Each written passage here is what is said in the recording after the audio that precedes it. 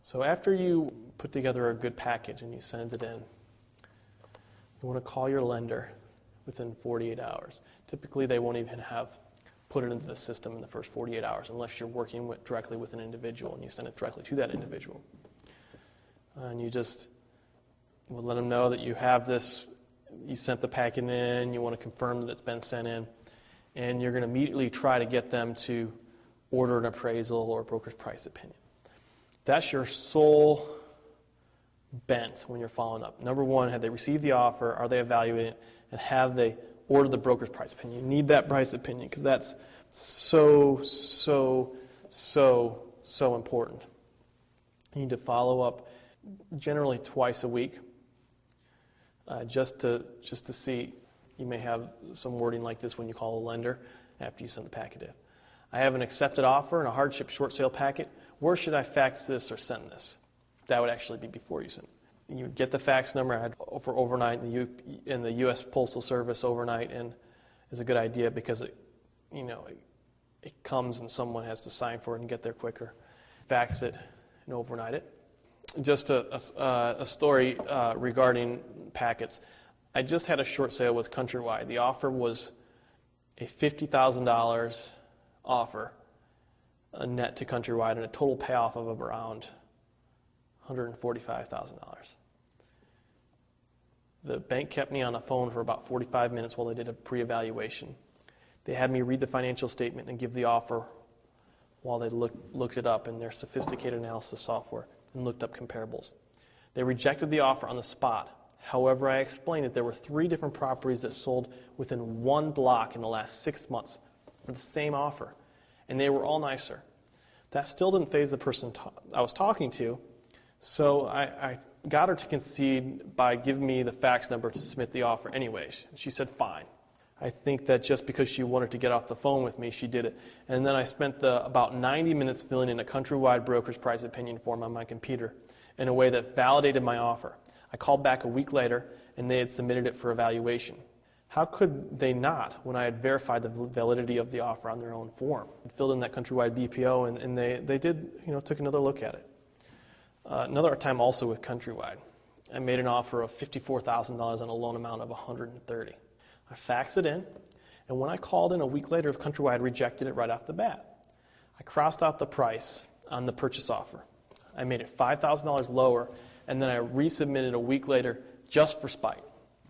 And Countrywide accepted it and sent out an appraiser to evaluate the house, and within 30 days we had an acceptance letter for that lower offer.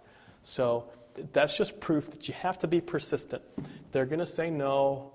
That's okay. They're just underpaid people who are overworked. They're looking for ways to make their job easier. But you have to explain to them that you're really trying to save them money, and you're trying to save their company money, and this is a really valuable offer. You have to stand up for it. Be persistent.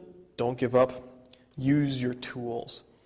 The list of tools I have forms and things like that. Be creative when necessary. When necessary, use spite. So, have fun. Follow-up is the difference between short sale success and short sale failure. Following up is the difference between short sale success and short sale failure. I'm going to cover a few different ways that you can follow up. There are a few follow-up objectives that you need to be following up on after submitting the short sale packet. First of all, you want to figure out, has the packet been received? So that's the first thing that you'd be following up for after you send your short sale packet in. Second, you want to know if the short sale has been received, has it been assigned to a negotiator or loss mitigator or someone specifically handling the file? That's the second thing you want to know. Not all banks assign packets to a specific mitigator, but most do, and if it is assigned to someone, then it's going to get done a lot quicker. If it has been assigned, who's the negotiator? You want to know his or her direct extension, his or her email, his or her fax, everything you can know about this person. You want to know because it's going to help you in future follow-ups. Again, if it's not been assigned, you want to know what is the timeline for it to be assigned to a negotiator. Whoever you talk to, you want to ask as many questions as you can to really understand what's happening so you can follow up properly in the future. You also want to know if the appraisal or BPO/broker's price opinion has it been ordered. That's the second follow-up objective. After you figure out whether it's been assigned and who's it's assigned to, you want to know the biggest thing to the success factor of the short sale is that value that's going to come in. You want to know that. If it hasn't been ordered, you want to know when is it going to be ordered. Get the timeline for that. Also, while you're asking all these questions and following up, you also want to get an idea of how long is this process going to take. Ask that question each time you go because you'll get different answers, and hopefully you can get a good idea of what's happening, and each person may tell you a different thing. In a large company, at a call center, you're going to find some people that have maybe higher knowledge than others, and some are more willing to share than others. Always be nice with the person you're talking to. Approach them as a friend. Realize that although you might not be getting great service from them, they're probably stressed out and having a hard time, and if you can empathize with them in that, then sometimes they're more willing to help you and to assist you and to offer you a little bit of empathy in your situation. So you'll ask these questions when you're starting out following up. Always follow up every 48 hours to get updates and try to push things along. Remember that representatives on the phone will oftentimes speak about time frames, and like I said, it's different people know different things. A lot of times they have a script about what they're supposed to tell, but then they actually know, they're supposed to tell everybody it's going to be done in 2 weeks, but they may have extra knowledge about what the truth is. And so they may share that with you, and sometimes they've shared that with me. Remember, they're just guys in a cubicle doing their job. You want to treat them as an individuals, not as the bank that screwed you. Realize that they didn't screw you. It wasn't their fault that their boss or their boss's boss approved a loan that put you in the position you're in now. Sometimes you won't follow up every 48 hours. The exception to that rule would be that if you're talking with a single person and they've told you it's going to be a certain date before they get anything done, you may want to wait. Like if it's going to be 2 weeks and they say it's just going to take 2 weeks no matter what, you may want to call in a week instead of 48 hours just to check things out and see how they're going and see if you can help. Always offer to help. Don't just bug people. See if there's any way you can push things along or assist. Following up after a week, if you haven't heard a single thing in a week, they haven't said, oh, it's going to be done in a week, they haven't told you anything, you just said, we don't know, you're getting a little desperate, you need to know something, you need to be a little more aggressive. It calls for more aggressive measures when you're not hearing something, especially when you're coming to a timeline. Say your house is getting ready to be sold at the sheriff's sale, and you're just in an absolute hurry and you need to get things done, or a buyer's getting ready to walk. It's time for desperate measures. So what do you do when you're in a position like this? Number one, try to get a different person who can actually help you. Try finding a different number on the internet that maybe will reach you to a different department. If you're always getting sent to the same department through the call center and through the automated system, you can try asking for a supervisor or something like that. When you're dealing with one specific person, don't leave more than one voicemail in a 48-hour period. You can call 5 times in a day. Just don't leave 5 voicemails because that's going to just set you back from wherever you were. Leave one voicemail, then call 5 or 6 times. They're going to start to see your number flash up in ID after you call 5 or 6 times in a day, or maybe even 5 or 6 times in an hour, and they're going to think, oh my gosh, their heart rate will probably be going up as they watch your ID flash up, and they're thinking, I better handle something. I'll just call them because I'm getting tired of watching that thing flash up in the ID of my telephone. That's one thing that you can do. Like I say, persistence pays off. You'll find when you call multiple times a day that you get different operators, and maybe one operator can tell you something and help you speed something up. So even if you're only getting to a call center operator that really doesn't have any say or much knowledge, sometimes you'll reach somebody if you continue to call that'll tell you something different or offer you a different route or option for moving things along than another person would. So keep on trying. You don't want to pull out all the stops unless it's an emergency. So if you ask for a supervisor and you get it, it may upset the person that's actually responsible for handling your deal, and then they may just say, forget it. I'll put yours, or I'll turn yours down. I'll find a way to turn yours down. Be careful. Be careful about escalation, bringing things to a level you don't want to. There's one story of an investor that was working on a short sale, trying to work with a bank. He called a general customer service number for the bank. He let the person talking to him know that he had a great experience with John Doe, the loss mitigator that was working on the file. He said he wanted to write a letter to that person's boss about how great he was.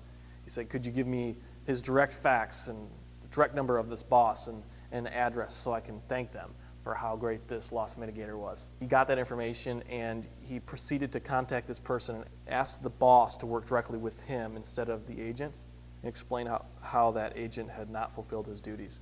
Like I said, that type of thing can end up infuriating the person that you're working with. Sometimes they deserve any heat they get for not doing their job. Just be careful with that you're playing with fire. But if you're already in hot water, no reason not to play with fire.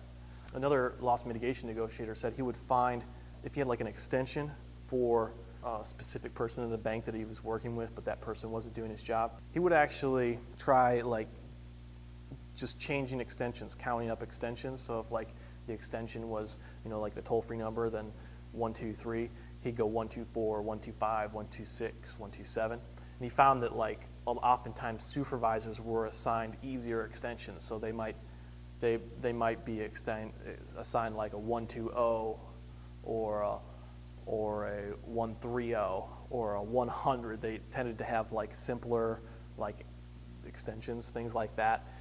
If you really need to get a hold of somebody, dialing through extensions may be what you have to do to find the supervisor of the person that you're working with to move things along. I was told by one expert in loss mitigation when I was first learning how to do this, that she would send a 200-page fax with a simple message to call me and with the loan number and everything over and over and over again. She literally taped. What she did was she took 2 pieces of paper, stuck it into the fax machine, and then taped the end to the beginning, and it was a constant roll, and it just rolled through the machine and kept on running. She said it worked great for her. A few times she had done it. She sent it, and she got a call right back. It actually worked out. And the same thing worked for me. I tried it on one of my first deals. I hadn't heard back for about a month. Finally got so pissed, I was like, there's nothing I can do. I might as well piss him off. So I created on my eFax a 200-page fax, and I dropped it in, sent it in the queue. Lo and behold, in 15 minutes, I had a call. They started right away. They ordered the appraisal. Everything just happened immediately after that, and the deal was approved. It was over a 75% discount off of the original mortgage balance. So they just needed something. I don't know what it took, but somehow that worked. You need to be flexible. Do something you might not normally do for this situation to make it work. And of course, I would never do this, but you could consider calling a local TV station and complaining about how much such and such bank is dooming you to foreclosure and causing a blot on society because there's going to be another foreclosed house. If you have a good line like that, if the bank really hasn't worked with you and has hurt you, that could work. I've seen this happen with other people, and foreclosures are a hot item right now. A bank would probably be glad to pick up a story if you're willing to be vulnerable like that. And any time that your story goes on air, you're going to get VIP access to the public relations department, and they'll move things through for you. So that's one way to make things happen. You can also, on a similar line, blog about it or write on forums, public forums. I know of one specific story where someone actually wrote on a public forum. He posted the loss mitigation persons who wasn't responding to what they were doing, her name and her extension, and how unhelpful she was. That loss mitigation person actually read the blog. She was probably so busy reading internet stuff that she didn't have time to actually do her job, but she actually read the blog, called her back. I don't know whether that actually worked or not. Certainly, an angry response is sometimes better than no response at all.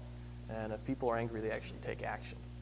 In your case, use everything at your disposal to get what you want, in an ethical way.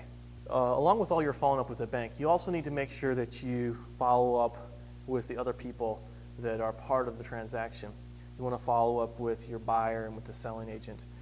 You'll be calling once every 48 hours to the bank, but you need to also give regular updates at least once a week to the selling agent and or buyer. They just need to know that you're still working on it. They need to know, even if nothing's happened, that nothing's happened. This keeps them around and keeps them from going and looking at other houses. And also, if they are thinking about doing that, you're more likely to hear about it, so you can be proactive. So like I said, you need to follow up until the broker's price opinion is ordered. And this is a very important period. The broker's price opinion or bank evaluation is the most important part of your short sale. Almost every short sale that I have ever done, with the exception of one time, there's been a broker's price evaluation.